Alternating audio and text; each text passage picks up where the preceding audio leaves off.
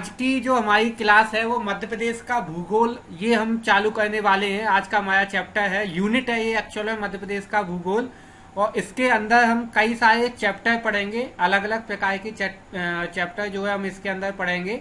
जैसे मध्य प्रदेश के पर्वत एवं पठार ये हम पढ़ेंगे इसमें। ये चैप्टर है आपका मध्य प्रदेश की नदियाँ, मध्य प्रदेश की मिट्टियाँ, मध्य प्रदेश की जलवायु और मध्य प्रदेश की चट्टानें। ये जो है आपका हम जो है मध्य प्रदेश की चट्टानें, अलग अलग प्रकार के चट्टानों के टाइप हम जो है इसमें पढ़ेंगे। सो ये जो पूरा मैंने आपको बताए 5 अलग अलग जो चैप्टर के नाम मैंने आपको बताए हैं, इन सबको मिलाकर के हम अगर एक नाम दें इनका तो मध्य प्रदेश का भूगोल ये हमारी यूनिट का नाम है, जो कि अभी हमें पढ़ना है। और ये सारा कंप्लीट करने में, यानी ये 5 चैप्टर को कंप्लीट करने में मुझे लगता है कम से कम 7 से 8 या 10 दिन तक तो आपके लगी जाएंगे इसमें, क्योंकि बड़े बड़े चैप्टर 2 तो काफ़ी बड़े हैं इसमें और 2 चैप्टर आपके छोटे हैं। तो अभी हम इनको एक एक करके पढ़ेंगे सारे चैप्टर्स को, ठीक है।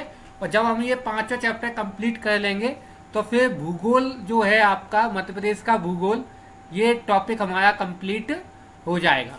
सो आज हमें यही टॉपिक हमें स्टार्ट करना है, मध्य प्रदेश का भूगोल। तो अभी हम इसको देखते हैं। सो आज हम जो स्टार्ट करेंगे ये हम पढ़ेंगे मध्य प्रदेश के प्राकृतिक विभाग। मध्य प्रदेश के प्राकृतिक विभाग ये इस करके हम जो है चैप्टर पढ़ेंगे। ये भूगोल के अंतर्गत ही आता है, यानी कि प्राकृतिक रूप से, नेचुरल रूप से मध्य प्रदेश कितने खंडों में बटा हुआ है, कितने विभागों में बटा हुआ है, ये हमें देखना है। जैसे हमने देखा होगा आप लोगों ने, मैंने आपको बताया कि प्रशासनिक दृष्टि से मध्य प्रदेश को 10 संभागों और 52 जिलों में बांटा गया है। तो वो तो प्रशासनिक दृष्टि से हो गया, लेकिन अगर हम प्राकृतिक रूप से देखें तो प्राकृतिक रूप से मध्य प्रदेश कितने विभागों में बटा हुआ है, तो वो हम यहाँ पर इस चैप्टर के अंदर हम जो है पढ़ेंगे और उसको समझने की कोशिश करेंगे, ठीक है। सो पहले तो आपको ये समझ में आना चाहिए कि जो भूगोल होता है या जिसको अपन जियोग्राफी बोलते हैं, ये कल्पना का विषय है। आप जितना अच्छा इमेजिनेशन कर लोगे उतनी जल्दी उतनी अच्छी तरीके से ये आपको दिखाई और समझ में आ जाएगा, है ना। क्योंकि इसमें दिखाई नहीं देता है। अगर मैं आपको पहाड़ों के संबंध में समझाऊंगा तो यहाँ पे पहाड़ दिखाई नहीं देंगे आपको, बस आपको कल्पना करना पड़ेगा, इमेजिनेशन करना होगा। और अगर आपकी इमेजिनेशन पावर अच्छी है तो आपको आसानी से वो चीजें समझ में आ जाएंगी। तो आप इसको समझने की कोशिश करें, इमेजिन करके देखें, जो मैं चीजें बता रहा हूं उनको आप समझें तो आपको निश्चित ही ये सारी चीजें समझ में आएंगी आसानी से, और बहुत ही आसानी से आप इन सब चीजों को समझ पाएंगे, ठीक है। So let we start. सबसे पहले भारत का भौगोलिक वर्णन हम देखते हैं। मध्य प्रदेश को पढ़ने से पहले हमें भारत को समझना होगा कि भारत जो है आपका, उसका भौगोलिक वर्णन किस प्रकार से है। थोड़ा सा मैं आपको यहाँ पे बताऊंगा, बहुत ज्यादा डिटेल में नहीं बताऊंगा भारत का, क्योंकि हमें मध्य प्रदेश पर फोकस करना है। तो अगर हम भारत को देखें आपका, तो यहाँ पर आपका भारत जो है एशिया महाद्वीप का दक्षिणी भाग जहाँ पर भारत स्थित है वह प्राचीन गोंडवाना लैंड का हिस्सा है। तो ये एक इम्पोर्टेंट पॉइंट है आपका कि वर्तमान समय में जहाँ पर अभी भारत देश स्थित है, मैंने आपको बताया था कि ग्लोब में भारत कहाँ पर स्थित है। अगर मैं यहाँ पे एक ग्लोब बनाऊं, ठीक है, ये सपोज दैट अपना अर्थ है, तो इस अर्थ पर ये अक्षांशीय रेखाएं हैं और ये देशांतर रेखाएं हैं। ये मैंने आपको पहले भी बताया था। तो हमारा भारत कहाँ पे स्थित है? हमारा भारत उत्तरी अक्षांश में और पूर्वी देशांतर में है। अगर हम इस डायरेक्शन की बात करें तो ये कौन सी डायरेक्शन है? आपकी पूर्व डायरेक्शन है आपका, ठीक है। तो हमारा भारत जो है पूर्वी देशांतर और उत्तरी अक्षांश, ये अक्षांश कौन सा है हमारा? उत्तरी। तो इस तरह से हमारा भारत जो है आपका पूर्वी देशांतर और उत्तरी अक्षांश में स्थित है। अब अगर हम, आप लोगों ने भूगोल पढ़ा हो, है ना, कहीं ना कहीं आपने जरूर पढ़ा होगा 9th में 10th में, वहां पे आपको बताया होगा जब पृथ्वी का विकास हुआ था, बनना प्रारंभ हुई थी पृथ्वी, तो उसमें आज की तरह से, जैसे आज है आपका, उस तरीके से 7 महाद्वीप नहीं थे, है ना, 7 कॉन्टिनेंट नहीं थे। आज के टाइम में पृथ्वी पर 7 महाद्वीप हैं, आप लोगों को पता होना चाहिए। ठीक है, और हमारा जो भारत है वो किस महाद्वीप के अंतर्गत आता है? एशिया महाद्वीप के अंतर्गत आता है। लेकिन स्टार्टिंग में ऐसा नहीं था। जब पृथ्वी बनी थी आज से 30 करोड़ साल पहले, उस समय जो पृथ्वी था आपका, उसमें एक ही महाद्वीप था पूरा। 7 की जगह पर केवल कितने महाद्वीप थे? ओनली 1, एक ही महाद्वीप था, और उस महाद्वीप का नाम था पेंजिया महाद्वीप। ये आपको ध्यान में रखना है। आज के टाइम में 7 महाद्वीप है ना। एशिया महाद्वीप, अफ्रीका महाद्वीप, आपका उत्तर अमेरिका, दक्षिण अमेरिका, यूरोप महाद्वीप, ऐसे अगर अपन सब देखें, ऑस्ट्रेलिया महाद्वीप, तो इस तरीके से टोटल 7 महाद्वीपों में अपनी आज के टाइम में पृथ्वी बटी हुई है। बट स्टार्टिंग में केवल एक ही महाद्वीप था, और उस महाद्वीप का नाम था पेंजिया महाद्वीप। ठीक है, और इसी प्रकार से अगर अपन देखें तो आज कई सारे महासागर हैं, है ना। महासागर भी कई सारे आपने नाम सुने होंगे, हिंद महासागर, प्रशांत महासागर। ठीक है, तो अलग अलग जो है महासागर हैं कई सारे। लेकिन उस टाइम पर महासागर भी एक ही था, जिसका नाम था पैंथालासा। ये महाद्वीप था स्टार्टिंग में पेंजिया, और जो महासागर था वो था आपका पैंथालासा। पैंथालासा ये महासागर का नाम था, जो कि अकेला महासागर था उस टाइम पर। ठीक है, कब? जब पृथ्वी का निर्माण प्रारंभ हुआ था, या अपने इनिशियल स्टेज में धरती पर, अर्थ पर एक ही महाद्वीप था पेंजिया, और एक ही महासागर था पैंथालासा। ठीक है, तो ये जो हम बात कर रहे हैं ये काफी पुरानी बात चल रही है, काफी पुराने समय की बात चल रही है उस टाइम पर। ठीक है, लेकिन फिर बाद में जैसे जैसे विकास आगे बढ़ता रहा, वैसे वैसे ये पेंजिया महाद्वीप 2 खंडों में विभाजित हो गया। ठीक है, इसका जो उत्तर का खंड था आपका, वो आपका क्या कहलाया? अंगारा लैंड कहलाया। और जो दक्षिण का खंड था वो क्या कहलाया? आपका गोंडवाना लैंड कहलाया। ठीक है, तो ये आपको ध्यान में रखना है। जो पेंजिया महाद्वीप था, पेंजिया महाद्वीप फिर आगे जाकर के 2 खंडों में विभाजित हो गया, और इसका उत्तर का खंड क्या कहलाया? अंगारा लैंड। जैसे अगर सपोज दैट ये अर्थ है, तो इस अर्थ का ऊपर का हिस्सा ये 2 खंडों में बट गया आपका, तो ऊपर का हिस्सा क्या कहलाया? अंगारा लैंड कहलाया। यहाँ पर ये अंगारा लैंड है आपका ऊपर के हिस्से में। ठीक है, और नीचे का जो हिस्सा था आपका वो कहलाया इसका गोंडवाना लैंड। ये गोंडवाना लैंड है।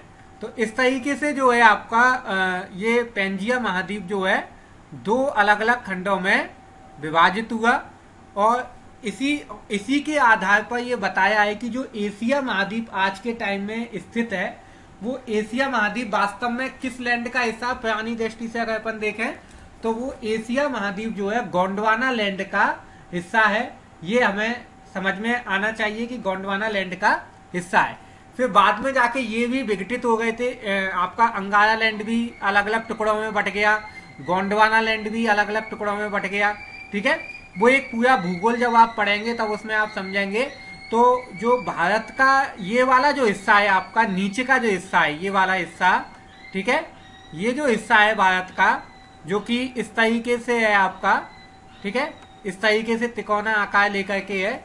ये हिस्सा दक्षिण अफ्रीका, वर्तमान में सो जो आपका अफ्रीका महाद्वीप है वहां से कट करके आके जो है आपका आया था, वहां से कट करके आया था। इसको प्रायद्वीप बोला जाता है ना। प्रायद्वीप आपका जो कि 3 तरफ से सागर से घिरा हुआ हो, ऐसा क्षेत्र प्रायद्वीप कहलाता है। तो ये जो हिस्सा था आपका, ये दक्षिण अफ्रीका यहाँ पर है आपका, अफ्रीकी महाद्वीप है, वहां से कट करके आके जो है ये इधर आके मिला था आपका अंगारा लैंड में आकर के मिला था। ठीक है, सो इस तरीके से भारत का निर्माण हुआ था स्टार्टिंग में। तो यहाँ पे ये बताने की कोशिश की गई है कि जो एशिया महाद्वीप है, एशिया महाद्वीप का दक्षिणी भाग यानी निचला हिस्सा जो है वो वास्तव में कहाँ का हिस्सा है? गोंडवाना लैंड का हिस्सा है। ठीक है, यदि आप लोगों ने वर्ल्ड मैप देखा होगा तो वर्ल्ड मैप में ऊपर का जो हिस्सा है आपका, जहाँ पर यूरोप आता है, ठीक है, यूरोप के अलावा आपका रूस आता है, चीन वगैरह आते हैं, ये देश जो आते हैं आपके, उत्तरी अमेरिका आता है, और नीचे के हिस्से में क्या आता है आपका? नीचे के हिस्से में आता है आपका दक्षिणी अमेरिका, अफ्रीकी महाद्वीप आता है, भारत आता है कुछ हिस्से में, थोड़े से में आपका इस तरीके से सारे हिस्से जो है यहाँ पर आते हैं। तो जो भारत का निचला हिस्सा है वो आपका गोंडवाना लैंड का हिस्सा है। तो अभी मैंने जो आपको पॉइंट बताए हैं इसमें किसी को अगर कंफ्यूजन हो तो वो आप मेरे से पूछ लो अभी, जिससे फिर मैं आगे की तरफ बताऊं। इसमें अगर कोई कंफ्यूजन है आपको तो वो आप मेरे से पूछ सकते हो।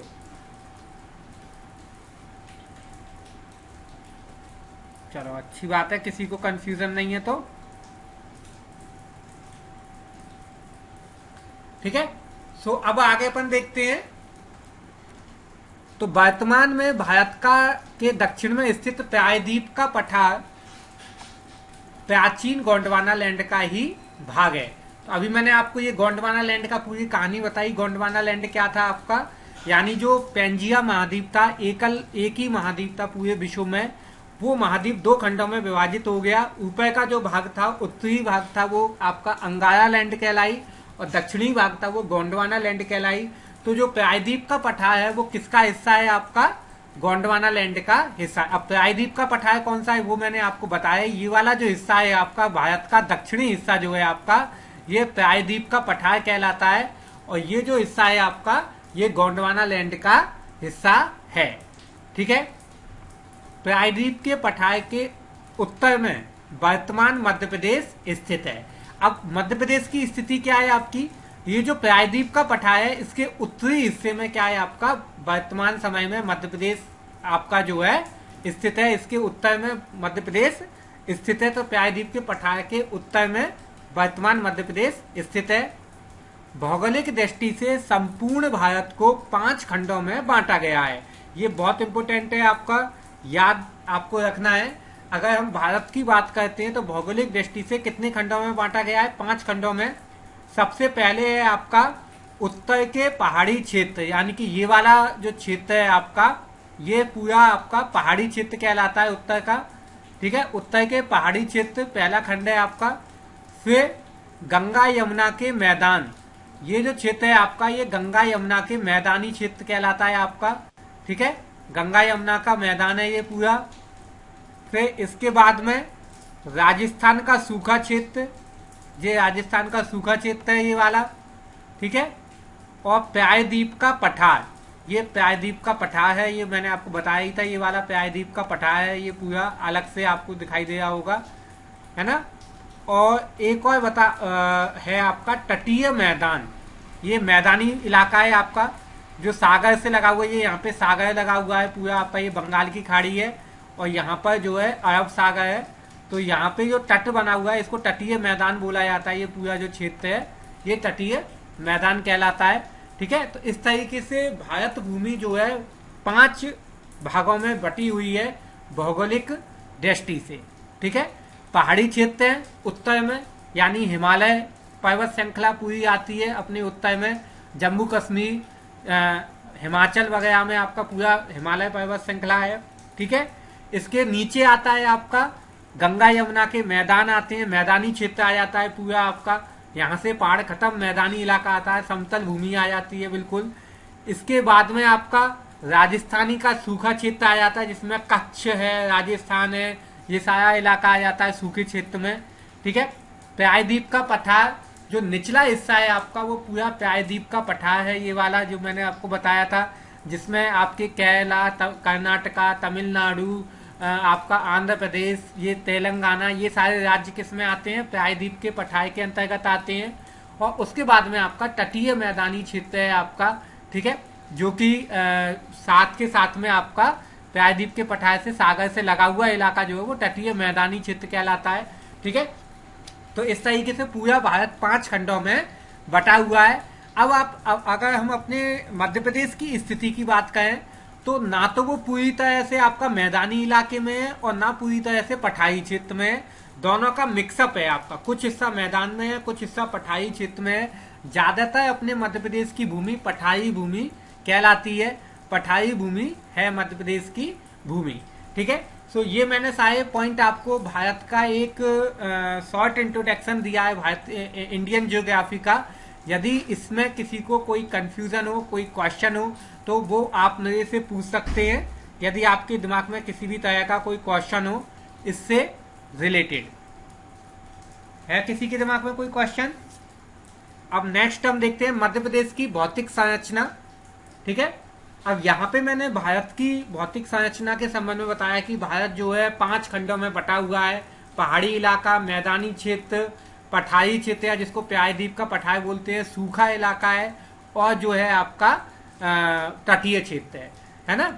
इसमें भी अगर अपन मुख्य रूप से देखें तो 4 ही भाग है आपके, पहाड़ी क्षेत्र है आपका और मैदानी क्षेत्र। अब जो मैदानी क्षेत्र है वो 2 तरह का है। एक तो आपका जो है किस तरह का मैदान है, आपका हरा मैदान है, हरे भरे मैदान है आपके, और एक सूखा क्षेत्र है आपका, है दोनों मैदानी आपके। और नीचे का इलाका जो है आपका वो प्रायद्वीप का पठार है, और प्रायद्वीप के पठार से चारों तरफ लगा हुआ आपका तटीय क्षेत्र है, जो कि सागर से लगा हुआ क्षेत्र कहलाता है। ठीक है, अब अपन मध्य प्रदेश की बात करते हैं कि मध्य प्रदेश कैसा है, कहाँ पे स्थित है। तो इसकी कुछ भौतिक संरचना हम देखते हैं। सो मध्य प्रदेश भारत का केंद्रीय राज्य है, ये मैंने आपको पहले ही बताया है, जो कि पूरी तरह से भू आविष्टित राज्य है। भू आविष्टित राज्य का मतलब क्या होता है कि इसकी सीमा ना तो किसी भी सागर को छूती है और ना ही किसी अन्य देश की सीमा को छूती है। ये पूरी तरह से क्या है, चारों तरफ से लैंड लॉक स्टेट है, चारों तरफ से भूमि से घिरा हुआ क्षेत्र है। मध्य प्रदेश की किसी भी सीमा पर सागर नहीं लगता है, समुद्र नहीं लगता है। मध्य प्रदेश से जो निकटतम समुद्र है उसका डिस्टेंस 200 किलोमीटर है। कितना है आपका? 200 किलोमीटर जो निकटतम समुद्र है मध्य प्रदेश से, उसका निकटतम समुद्र का डिस्टेंस 200 किलोमीटर है, जो कि गुजरात महाराष्ट्र में पड़ता है आपका। इसके अलावा कहीं भी मध्य प्रदेश की सीमा सागर से नहीं छूती है।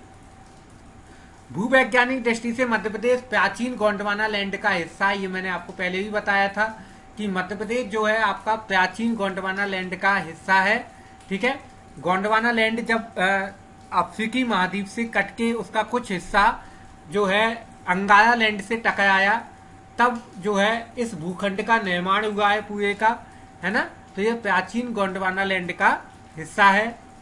मध्य प्रदेश के पश्चिमी भाग में दक्कन टैप की चट्टानें पाई जाती हैं और पूर्वी भाग में बिंद शैल समूह पाया जाता है। ये बहुत इंपॉर्टेंट है आपका, यानी कि इसके पश्चिम में दक्कन की चट्टानें, दक्कन टैप या दक्कन चट्टानें पाई जाती हैं, और पूरब में कौन सी चट्टानें पाई जाती हैं? आपकी विंध्य शैल समूह पाया जाता है मध्य प्रदेश के पूर्वी क्षेत्र में।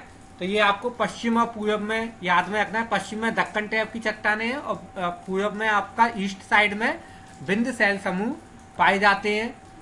मध्य प्रदेश की जो स्थिति है वो क्या स्थिति है आपकी? अगर हम ग्लोब पर देखें तो 21 डिग्री 6 बिंदु से 26 डिग्री 30 बिंदु उत्तरी अक्षांश पर स्थित है ये, और 74 डिग्री 9 बिंदु से 82 डिग्री 48 बिंदु पूर्वी देशांतर पर स्थित है। यानी अक्षांशीय रूप से उत्तर में है और देशांतरी रूप से पूर्व में मध्य प्रदेश स्थित है। ठीक है, तो ये हमें ध्यान रखना है, मध्य प्रदेश की स्थिति क्या है, मध्य प्रदेश का ग्लोब पर लोकेशन क्या है, ये आपको याद रखना है।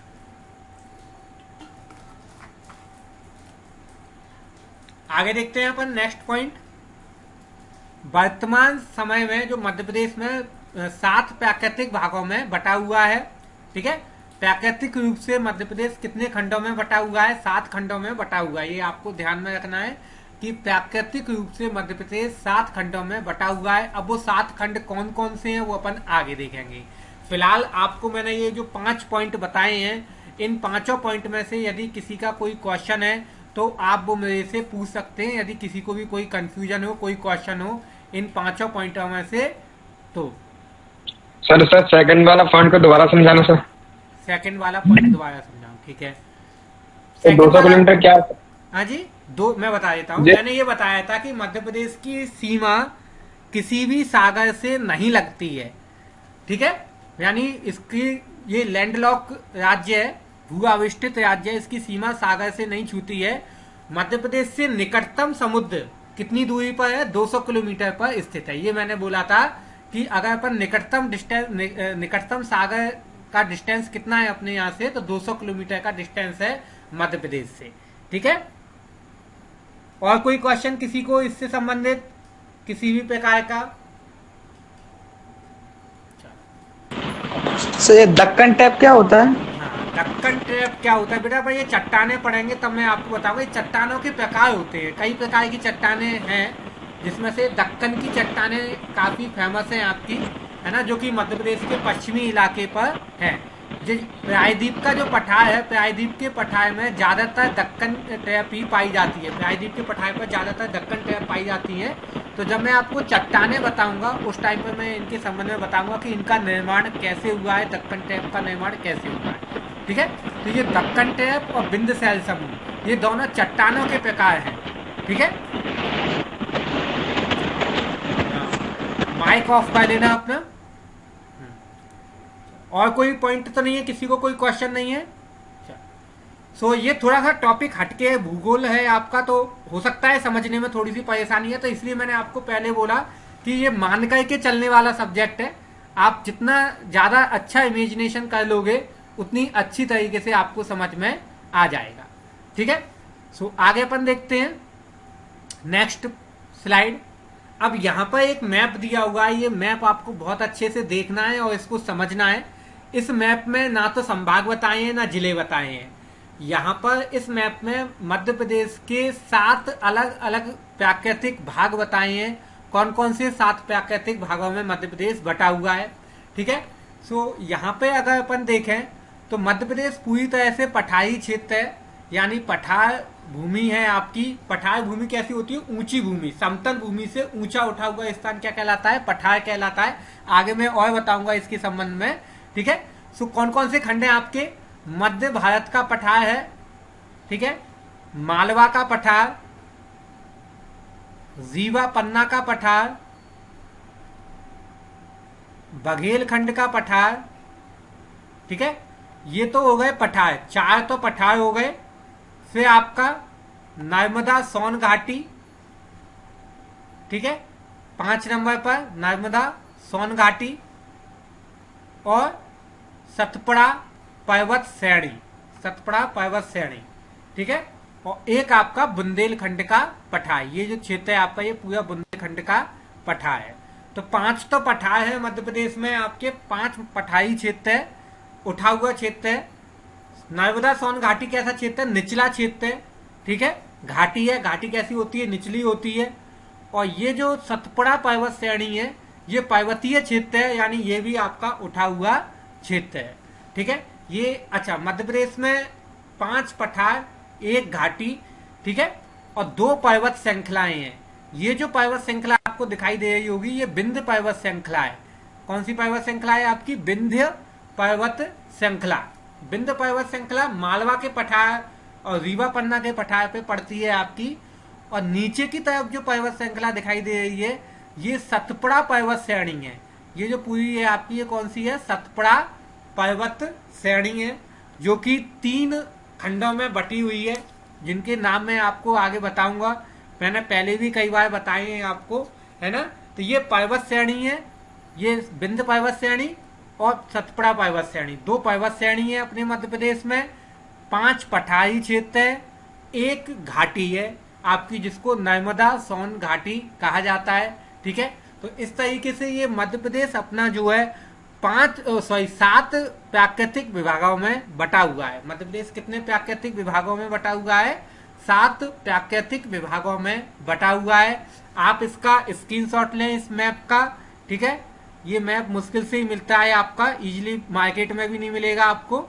आप इसका स्क्रीनशॉट लें और यदि कोई क्वेश्चन हो आपका तो वो क्वेश्चन आप मेरे से जरूर पूछ लें, यदि आपका इससे संबंधित कोई क्वेश्चन हो तो। मैप से संबंधित यदि कोई क्वेश्चन है आपका तो वो पूछ सकते हैं। ठीक है, चलो कोई क्वेश्चन नहीं है, अच्छी बात है।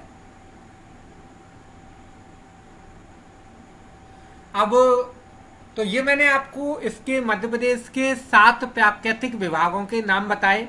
ठीक है, कौन कौन से 7 प्राकृतिक विभाग हैं, जिसमें 5 पठार हैं मध्य प्रदेश में, 1 घाटी है और आपके जो है पर्वत श्रेणी है जिसको सतपुड़ा पर्वत श्रेणी और विंध्य पर्वत श्रेणी के नाम से जाना जाता है। ठीक है, आगे बढ़ते हैं अपन, नेक्स्ट स्लाइड देखते हैं। अब यहाँ पर मैं आपको बताता हूँ कि पठार क्या होते हैं। तो पठार दो चीजें होती हैं, आप ध्यान में रखना। एक होता है आपका पर्वत, पर्वत होता है आपका, या जिसको अपन पहाड़ बोलते हैं। ठीक है, पर्वत है। और एक होता है आपका पठार, ये पठारी क्षेत्र है। दोनों में अंतर क्या है आपका? पर्वत जो होते हैं आपके वो चोटी लिए हुए होते हैं और काफी ऊंचाई वाले होते हैं। पर्वत की ऊंचाई बहुत ज्यादा होती है। ठीक है, और उनमें चोटी होती हैं, नुकीली चोटियां होती हैं, ऊपर की तरफ होती हैं। जबकि पठार भी उठा हुआ क्षेत्र होता है समतल भूमि से, लेकिन इसकी ऊंचाई उतनी नहीं होती है जितनी पर्वत की होती है। और इसका जो शिखर होता है वो समतल होता है, ना कि चोटीनुमा होता है। आपका शिखर कैसा होता है? इसका समतल होता है, चोटीनुमा नहीं होता है। तो ये पर्वत और पठार में अंतर होता है आपका। पर्वत कैसे होते हैं? जिनका शिखर चोटीनुमा होता है। ठीक है, और पठार कैसे होते हैं? जिनका शिखर कैसा होता है? समतल होता है। पर्वतों की ऊंचाई ज्यादा होती है, पठारों की ऊंचाई बहुत कम होती है एज कंपेयर टू पर्वत। पर्वत की तुलना में पठारों की ऊंचाई काफी कम होती है। तो ये आपको चित्र से पता चल रहा होगा कि ये प्लेन भूमि है और इससे उठा हुआ जो क्षेत्र है, ये पूरा क्षेत्र क्या कहलाएगा? पठार कहलाएगा, पठारी भूमि कहलाएगा। ठीक है, सो मध्य प्रदेश में पठारी पठार हैं आपके, पूरे मध्य प्रदेश में पठार है। केवल एक घाटी को छोड़ दिया जाए, नर्मदा सोन घाटी को, पर्वतों को छोड़ दिया जाए तो पठारी क्षेत्र ज्यादा है। यानी कि मध्य प्रदेश में समतल भूमि नहीं है। कहने का तात्पर्य यह है कि मध्य प्रदेश में समतल भूमि नहीं है। मध्य प्रदेश में ऊंची नीची भूमि है। कैसी भूमि है? कहीं ऊंची है, ऊंचाई है, कहीं ढलान है आपकी। तो ऐसा क्यों है? ऐसा पठारी भूमि होने की वजह से। इस तरह की जो भूमि होती है, जो ऊंची नीची भूमि होती है, वो क्या कहलाती है? पठारी भूमि कहलाती है। ठीक है, सो इसके फैक्ट देखते हैं अपन। मध्य प्रदेश की सर्वाधिक सीमा राजस्थान से छूती है। ठीक है, कितने किलोमीटर की? 1600 किलोमीटर की। भौगोलिक तरफ से अपन देख रहे हैं, भौतिक दृष्टि से। तो सबसे ज्यादा जो सीमा है मध्य प्रदेश की किस राज्य से लगती है? राजस्थान से लगती है। और सबसे कम सीमा किससे लगती है? तो गुजरात से लगती है। सबसे कम सीमा अपनी जो है गुजरात से लगती है। इंपोर्टेंट फैक्ट है ये आपका। मध्य प्रदेश की सीमा से सर्वाधिक उत्तर प्रदेश के 10 जिले की सीमा लगती है। यानी सबसे ज्यादा किस प्रदेश के जिले लगते हैं? सबसे ज्यादा किस प्रदेश के जिले हैं? उत्तर प्रदेश के। कितने जिले? 10 जिले। अब कंफ्यूज नहीं होना है आपको इसमें। सीमा जो लगती है वो सबसे ज्यादा किसकी लगती है? राजस्थान की। लेकिन जिले सबसे ज्यादा किसके छूते हैं? उत्तर प्रदेश के छूते हैं। 10 जिलों की सीमा मध्य प्रदेश से लगती है और सबसे कम गुजरात के जिलों की सीमा लगती है। केवल 2 जिलों की सीमा लगती है मध्य प्रदेश से। तो ये मैंने पहले भी आपको बताया है। ठीक है, कि मध्य प्रदेश में 2 गुजरात के जिलों की सीमा लगती है, उत्तर प्रदेश के 10 जिलों की सीमा लगती है। ठीक है, और मध्य प्रदेश के अधिकांश भूभाग पर उच्च भूमि, कैसी भूमि पाई जाती है? उच्च भूमि पाई जाती है, जिसकी औसत ऊंचाई कितनी है? 300 मीटर है। ये इसकी औसत ऊंचाई है। ठीक है, यानी मध्य प्रदेश के अधिकांश भूभाग पर उच्च भूमि यानी ऊंची भूमि यानी पठारी भूमि पाई जाती है, ऊंची नीची भूमि पाई जाती है। और इसकी औसत ऊंचाई कितनी है आपकी? 300 मीटर है। आप कहीं बाहर मत देखें, आप अपने शिवपुरी में ही देखें। शिवपुरी में कोई मैदानी क्षेत्र नहीं होगा आपका। कहीं बहुत ज्यादा ऊंचाई होगी तो कहीं बिल्कुल ढलान होगा आपका। ऊंची नीची भूमि है। तो पूरे मध्य प्रदेश में, केवल शिवपुरी में ही नहीं, आप मध्य प्रदेश में कहीं भी जाएंगे इसी प्रकार की भूमि आपको देखने को मिलेगी। ऊंची नीची भूमि आपको देखने को मिलेगी। ठीक है, सो आई होप आपको ये समझ में आया होगा मध्य प्रदेश की भौतिक संरचना। यदि इससे संबंधित आपका कोई क्वेश्चन हो तो आप वो मेरे से पूछ सकते हैं। यदि आपके पास में, आपके दिमाग में कोई क्वेश्चन हो तो आप वो मुझसे पूछ लें। ठीक है सर। हाँ जी, बोलिए। तो ये गुजरात से कितनी सीमा लगती है? गुजरात से 160 के करीब लगती है लगभग, और कंफर्म नहीं, और देखना पड़ेगा कितनी लगती है। बाकी सबसे कम गुजरात से है आपका, है ना? ओके। हाँ बोलिए। सर यूपी से 13 जिले लगते हैं, 10 तो राजस्थान से लगते हैं। यूपी से 13 जिले लगते हैं, मैंने लिखवाए थे ये आपको। देखो, सर एक मैं दो बता तीन देती हूँ, चार, आपने लिखवाए मैंने थे लिखवाए उसका हैं आपको। तो। आगरा, इटावा, जालौन, झांसी, ललितपुर, महोबा, हमीरपुर, बांदा, चित्रकूट, प्रयागराज, सोनभद्र और मिर्जापुर। ये 1 2 3 4। अरे नहीं, आपने मध्य प्रदेश की सीमा से सर्वाधिक उत्तर प्रदेश के जिले बताए हैं। हाँ, वो तो सही है उत्तर प्रदेश के, तो ये 12 जिले हो गए आपके, 12 जिले हैं यूपी से, 10 की जगह पे 12 कर लेना, 13 कहाँ है?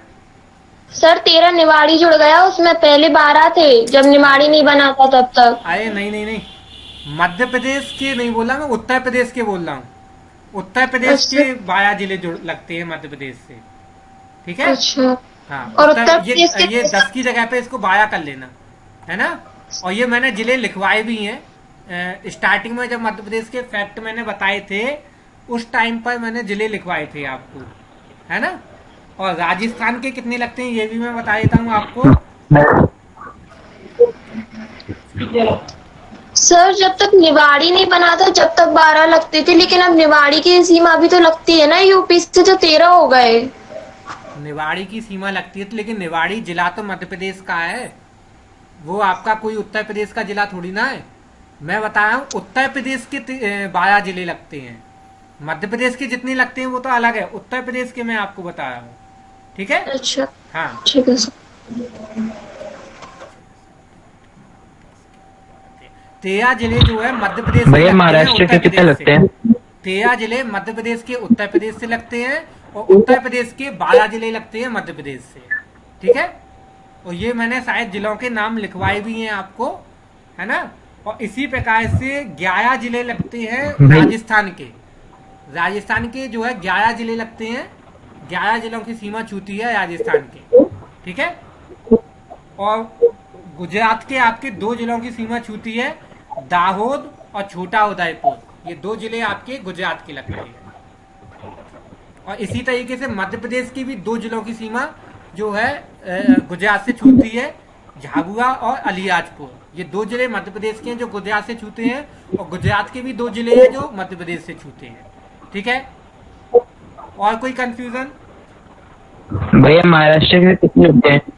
महाराष्ट्र से मध्य प्रदेश के कितने जिले लगते हैं? महाराष्ट्र के जिले बता देता हूं मैं। 8 जिले लगते हैं महाराष्ट्र के मध्य प्रदेश से। ठीक है। मध्य प्रदेश से महाराष्ट्र के 8 जिले लगते हैं। ठीक है। और 9 जिले मध्य प्रदेश के लगते हैं महाराष्ट्र से। ठीक है। अगर अपन मध्य प्रदेश से देखें, आपका एमपी के कितने जिले लगते हैं? 9 जिले। किससे? महाराष्ट्र से। ठीक है। और जबकि इसका उल्टा, महाराष्ट्र के कितने जिले लगते हैं? 8 जिले। तो महाराष्ट्र के 8 जिले और मध्य प्रदेश के 9 जिले महाराष्ट्र से लगते हैं। इसी प्रकार से मैंने यूपी का बताया आपका, कि यूपी से जो है मध्य प्रदेश के 13 जिले लगते हैं, जबकि यूपी के मध्य प्रदेश से कितने लगते हैं? 12 जिले लगते हैं। ठीक है। और जबकि गुजरात से दोनों के इक्वल है, दोनों के समान है ना। 2 जिले मध्य प्रदेश के लगते हैं और 2 जिले गुजरात के लगते हैं। ठीक है। और कोई कंफ्यूजन किसी को? और सर छत्तीसगढ़ के कितने जिले लगते हैं? छत्तीसगढ़ के कितने जिले लगते हैं? 7 हाँ। जिले छत्तीसगढ़ के लगते हैं। ठीक है। छत्तीसगढ़ के जिले लगते हैं 7, और जबकि मध्य प्रदेश के जिले बता देता हूं मैं। 7 छह जिले लगते ही हैं। मध्य प्रदेश के लगते हैं। मध्य 6 प्रदेश लगते के, हैं। हाँ, दोनों के साथ साथ है। मध्य प्रदेश के भी साथ है और छत्तीसगढ़ के भी साथ है। ठीक है। दोनों तरफ से 7-7 जिलों की सीमा छूती है। और राजस्थान के भी फिर लिख लो, अब राजस्थान ही बचा है आपका। तो राजस्थान के मैंने जैसे बताया 11 जिले लगते हैं राजस्थान से मध्य प्रदेश के। ठीक है। और जबकि मध्य प्रदेश से राजस्थान के कितने लगते हैं? 10 जिले मध्य प्रदेश से राजस्थान के लगते हैं। ठीक है। तो राजस्थान की तरफ से 11 जिले हैं और मध्य प्रदेश की तरफ से 10 जिले हैं। ठीक है। और कोई कंफ्यूजन किसी को किसी प्रकार का?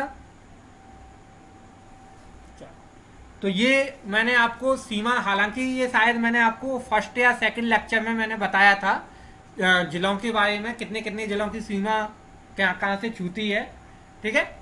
सो अब अपन आगे जो है देखते हैं इसमें नेक्स्ट। आप इसका स्क्रीनशॉट ले लें, यदि कोई क्वेश्चन हो, कंफ्यूजन हो तो आप अभी भी पूछ लें, फिर मैं नेक्स्ट स्लाइड की तरफ चलते हैं। अपन नेक्स्ट स्लाइड को देखते हैं, है ना। सो मध्य प्रदेश की दक्षिणी सीमा ताप्ती नदी और मध्य प्रदेश की उत्तरी सीमा चंबल नदी। इसमें से क्वेश्चन आ चुका है आपका, ये इस पॉइंट में से जो है दक्षिणी सीमा उत्तरी सीमा कौन सी नदियां बनाती हैं, ये ध्यान में रखना, इसकी क्वेश्चन आ चुके हैं। ठीक है। मध्य प्रदेश की भौतिक संरचना में पर्वत, पठार, झील और मैदान सब कुछ पाया जाता है। इनमें से मुख्य रूप से क्या पाया जाता है, आपका पठार पाए जाते हैं। हमारे यहाँ पठार बहुत ज्यादा हैं आपके, है ना। पूरा क्षेत्र पठारी क्षेत्र है, मैदानी क्षेत्र बहुत कम है अपने यहाँ, ज्यादातर क्षेत्र अपना जो है पठारी क्षेत्र है। ठीक है। वर्ष 2000 से पहले जो है मध्य प्रदेश में 9 भौतिक विभाग थे। कितने विभाग थे अपने मध्य प्रदेश में? 9 भौतिक विभाग थे। लेकिन अब कितने बचे हैं? 7। मैंने 7 के नाम आपको बताए अभी, है ना। मालवा का पठार, रीवा पन्ना का पठार, बुंदेलखंड का पठार, बघेलखंड का पठार, ठीक है, सतपुड़ा मैकाल पर्वत श्रेणी, नर्मदा सोनघाटी। ठीक है। अब ये 7 क्षेत्र बचे हैं, लेकिन पहले कितने थे? 9 थे। तो अब 2 कौन से कम हो गए? तो महानदी बेसन और दंडकारण्य का पठार, ये वर्तमान समय में छत्तीसगढ़ में चले गए। ये दोनों क्षेत्र कहाँ चले गए हैं? आपके छत्तीसगढ़ में चले गए हैं। दंडकारण्य का पठार और महानदी बेसन, ये दोनों छत्तीसगढ़ में चले गए हैं। ठीक है। उच्चावच की स्थिति के आधार पर मध्य प्रदेश को 3 खंडों में बांटा गया है आपका। अब ये इंपोर्टेंट है आपका। अभी मैंने 7 खंड बताए, 7 भौतिक प्रदेश बताए हैं। ये 7 भौतिक प्रदेश आपके इन 3 खंडों में ही स्थित हैं आपके। ठीक है। यानी पहले हम 3 को पढ़ेंगे, तब उसमें फिर डिटेल में जाकर के 7 को पढ़ेंगे। 7 भौतिक खंड कौन कौन से हैं, तो पहले हम जो है 3 को पढ़ेंगे कि 3 कौन कौन से। मुख्य रूप से मध्य प्रदेश को 3 खंडों में बांटा गया है। फिर उन 3 में से कितने बने हैं? 7 बने हैं। ठीक है। सो आपको यदि इसमें कोई क्वेश्चन हो तो वो आप मेरे से पूछ लें। तीनों खंडों के नाम यहाँ पे हैं, मध्य उच्च प्रदेश, ठीक है, और आपका सतपुड़ा मैकाल पर्वत श्रेणी। ठीक है। मध्य उच्च प्रदेश, सतपुड़ा मैकाल पर्वत श्रेणी और बघेलखंड का पठार, ये जो आपके हैं 3 खंडों में बटा हुआ है मध्य प्रदेश मुख्य रूप से। ठीक है। सो इन 3 को ही अपन आगे फिर पढ़ते हैं, है ना। तो यदि किसी को कोई क्वेश्चन हो तो वो पूछ लें। है क्या किसी को इससे संबंधित कोई क्वेश्चन? लगाए तो लगाए, नेट चल रहा है। यदि किसी को कोई क्वेश्चन हो तो पूछ लें आप लोग।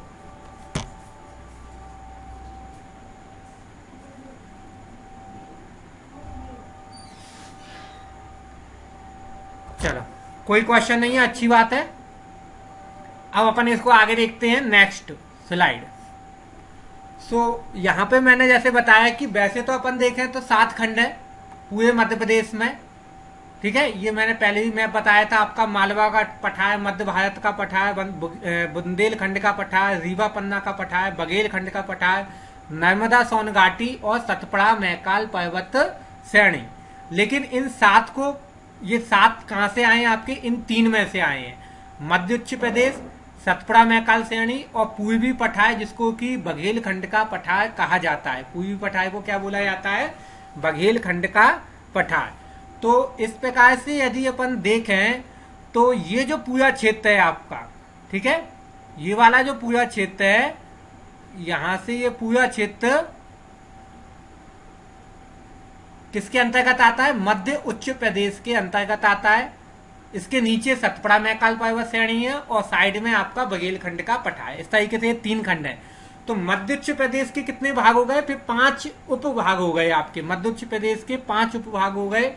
मालवा का पठार, मध्य भारत का पठार, बुंदेलखंड का पठार, रीवा पन्ना का पठार और नर्मदा सोनघाटी, ये 5 खंड किसके अंतर्गत आते हैं? आपके मध्य उच्च प्रदेश के अंतर्गत आते हैं। ठीक है। और बघेलखंड अलग है और सतपुड़ा मैकाल पर्वत श्रेणी अलग है। ठीक है। सो इस तरीके से मध्य प्रदेश को 3 खंडों में बांटा गया है। हम इन्हीं को एक एक करके समझ लेते हैं, पढ़ लेते हैं, है ना। और इसको जो है हम समझते हैं कि यदि इसमें कोई क्वेश्चन हो तो आप मेरे से पूछ लेना, है ना।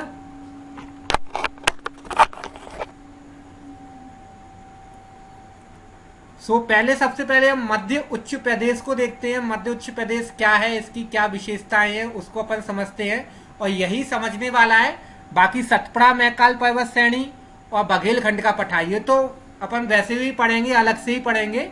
मध्य उच्च प्रदेश को अपने को समझना है क्योंकि इसमें से 5 अलग अलग उपखंड हुए हैं, इसलिए इसको समझना आवश्यक है।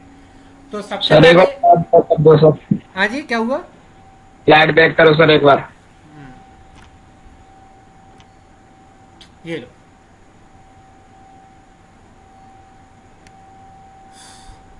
इसका स्क्रीनशॉट ले लो, है ना?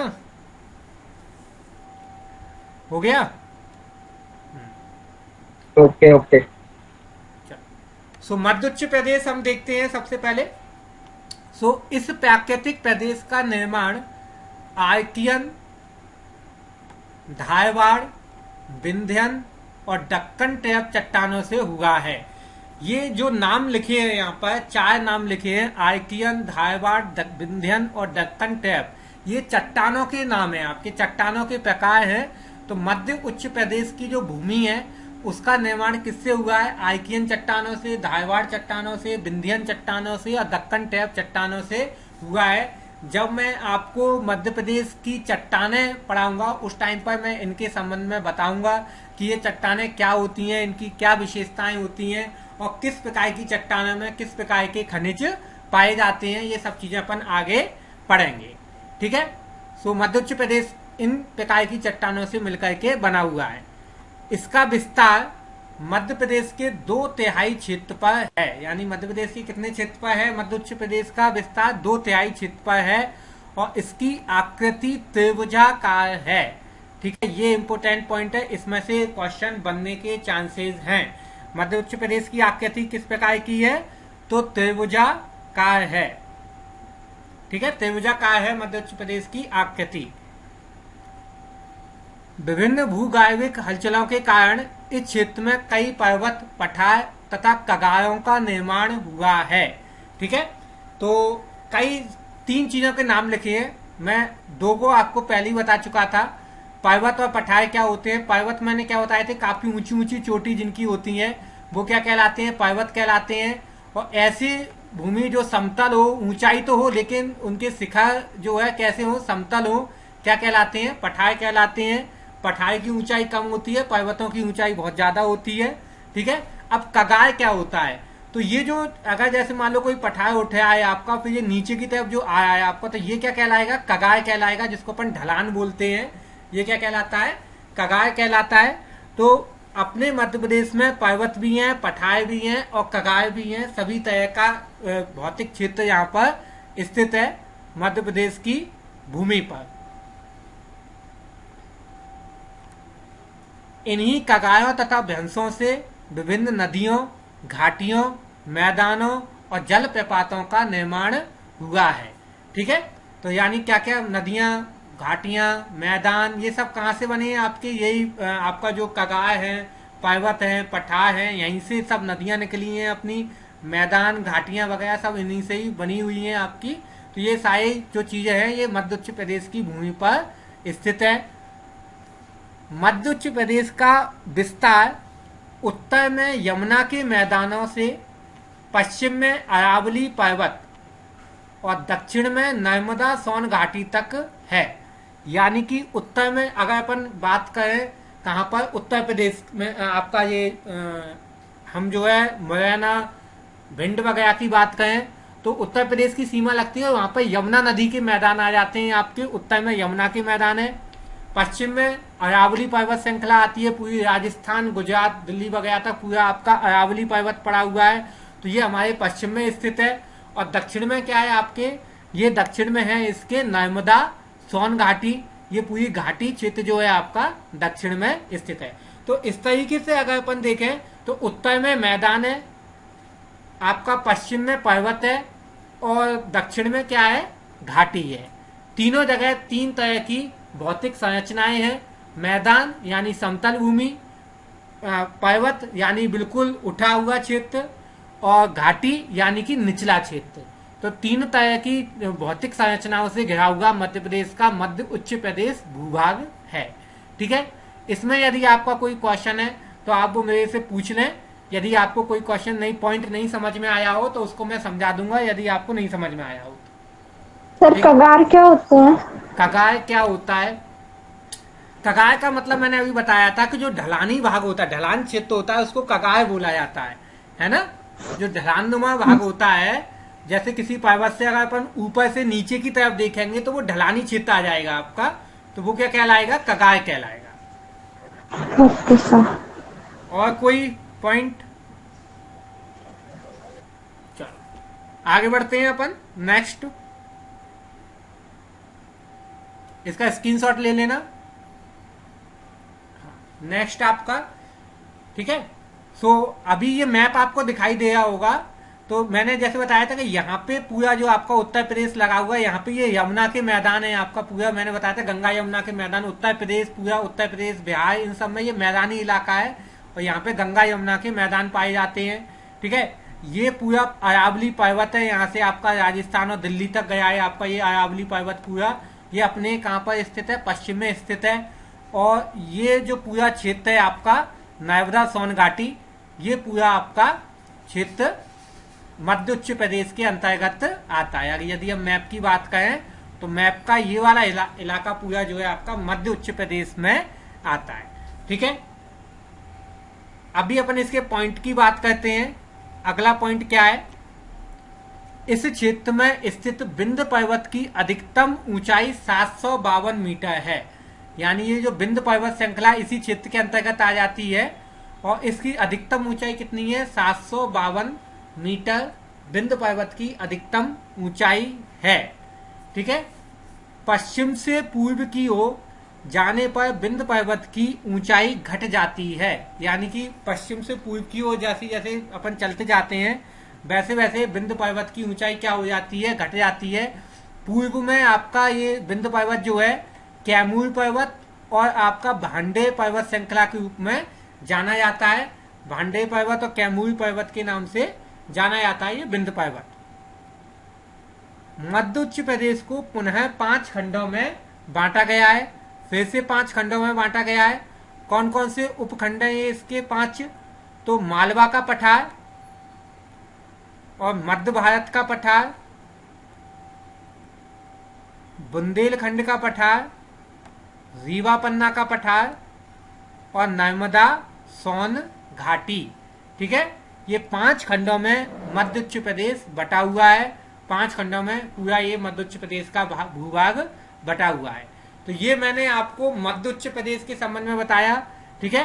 कल मैं आपको बाकी का जो क्षेत्र पूरा, अब मैं आपको कल के लेक्चर में इन 7 को विस्तार पूर्वक बताऊंगा। मालवा के पठार को अलग बताऊंगा, ठीक है।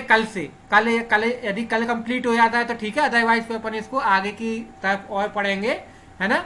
कल मैं आपको इन 5 को फिर अलग अलग करके बताऊंगा। मालवा का पठार, मध्य भारत का पठार, बुंदेलखंड का पठार, रीवा पन्ना का पठार और नर्मदा सोन घाटी, इनको एक एक करके मैं डिटेल में बताऊंगा, ठीक है। डिटेल से मैं समझाऊंगा कि किस क्षेत्र की क्या विशेषताएं हैं, किस क्षेत्र में कौन सी फसल होती है, किस क्षेत्र के अंतर्गत कौन से जिले आते हैं, ये सारी चीजें, किस क्षेत्र से कौन सी नदियां निकलती हैं, ये सारी चीजें अपन जो है कल के लेक्चर में पढ़ेंगे, क्योंकि इनमें से क्वेश्चन बनते हैं, ठीक है।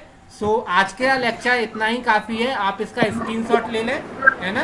और यदि किसी का कोई क्वेश्चन हो तो आप मेरे से क्वेश्चन भी पूछ सकते हैं इससे संबंधित।